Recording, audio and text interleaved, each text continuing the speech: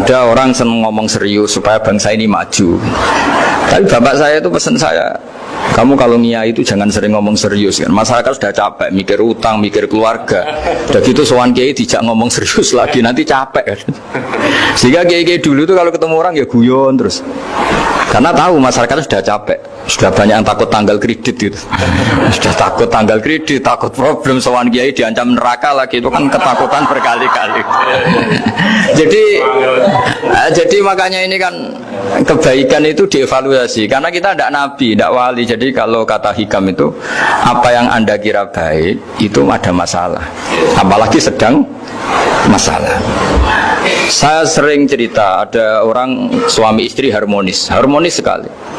Itu tanyakan ibunya, pasti mulai gak peduli dengan ibunya karena terlalu harmonis dengan istri. Oh itu pasti bukan mungkin lagi. Jadi jangan tanya istrinya, tanya ibunya. Oh jok nikah lupa saya, ngalor ngidul sama istrinya. Tanyakan temannya, wah itu jok nikah lupa temennya. Tapi yang baik sama teman, tanyakan istrinya, jatah belanja untuk ngopi. Ya begitu terus itu. Jadi siklus sosial itu. Nah, di sini pentingnya saling minta maaf karena dalam kebaikan kita pasti ada kesalahan. Ketika karir kita baik di pemerintahan maupun di kampus, pasti dengan sendirinya ada yang agak tersingkirkan. Meskipun itu sudah hukum alam, tapi apapun itu kita harus minta maaf. Makanya banyak saya sering cerita berkali-kali. Dulu itu ada dua nabi yang seangkatan. Itu luar biasa debat ilmiahnya. Tapi debat baik. Mulai dulu ya ada polemik itu ya mulai dulu ya ada. Yang Nabi Yahya itu suka berkawan orang-orang soleh. Kalau ditanya kenapa kamu berkawan orang-orang soleh, ya enak lah karena berkawan orang soleh. Yang Nabi Isa sering berkawan orang-orang yang nggak jelas. Ditanya, kenapa anda suka berkawan orang-orang yang nggak jelas? Innama ana tabibun udawil mardo. Nabi dan kiai itu ibarat dokter ya, tentu menyembuhkan yang sakit. Kalau anda seorang dokter pasti neliti daerah-daerah pandemi, masa neliti daerah sehat? Nah, jadi dulu bapak wasiat ke saya gitu, gue nak jadi kiai kayak bengkel. Jadi kiai itu kayak bengkel. Kalau nggak siap dadani orang nggak jelas ya jangan jadi kiai kan.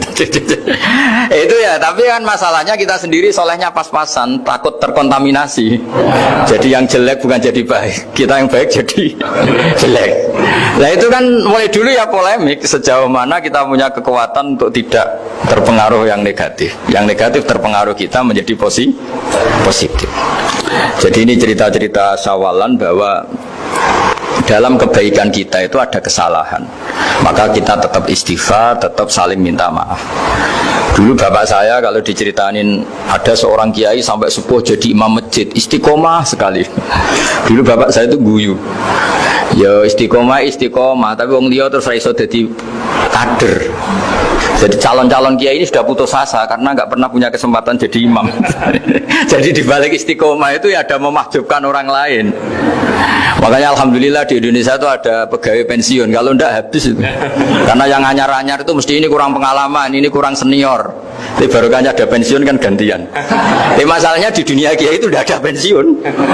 Tambah sepuh tambah mantap, tambah sepuh tambah mantap. Nah itu sebaiknya ya mulai mundur-mundur sedikit dari imam masjid itu. Ya nyari-nyari yang lain lah supaya ada kaderisasi, ada. Jadi intinya itu di balik kebaikan yang kita lakukan pun itu ada masalah sehingga kita butuh istighfar. Di sini pentingnya dawuhnya para wali-wali, dulu ada istilah wastighfaruna yahtaju ilal istighfar. Ketika kita minta maaf, sebetulnya minta maaf sendiri itu butuh minta maaf lagi. Minta maaf lagi itu butuh minta maaf lagi. Misalnya saya dengan Mas Hilmi ini akrab, pernah pakai uangnya misalnya. Itu kadang kita bayar itu malah tersinggung, kok kayak orang lain saja bayar. Minta maaf juga gitu. Kalau kamu punya teman akrab terus minta maaf resmi itu tersinggung, kayak wong liya ae jaluk sepuro. Jadi kadang jaluk sepuro itu malah masalah. Itu kan sama, kamu punya teman akrab terus kalau mau main assalamualaikum sakit masuk nopo boten angsal boten boleh nggak main, itu mesti teman kamu tersinggung, kok kayak orang lain saja. Artinya ketika anda merasa benar karena protokoler ketika masuk ke teman, ternyata itu salah. Teman kamu maunya nggak protokoler karena sudah akrab. Tapi ketika kita merasa akrab ternyata selonang dianggap problem, kita tidak pernah tahu. Nah di sini kata ulama-ulama, minta ampun itu kebutuhan manusia, karena dalam kebaikan kita pasti ada kesalahan. Makanya disebut wastighfaruna yahtaju ilal istighfar. Kita selalu diajari Rabbana dzalamna anfusana, ya Allah kita ini selalu mendolimi diri kita sendiri. Jadi saat kita baik pun ada unsur kesalahan. Yaitu tadi, kalau Anda jadi orang pasti ada yang termahjubkan.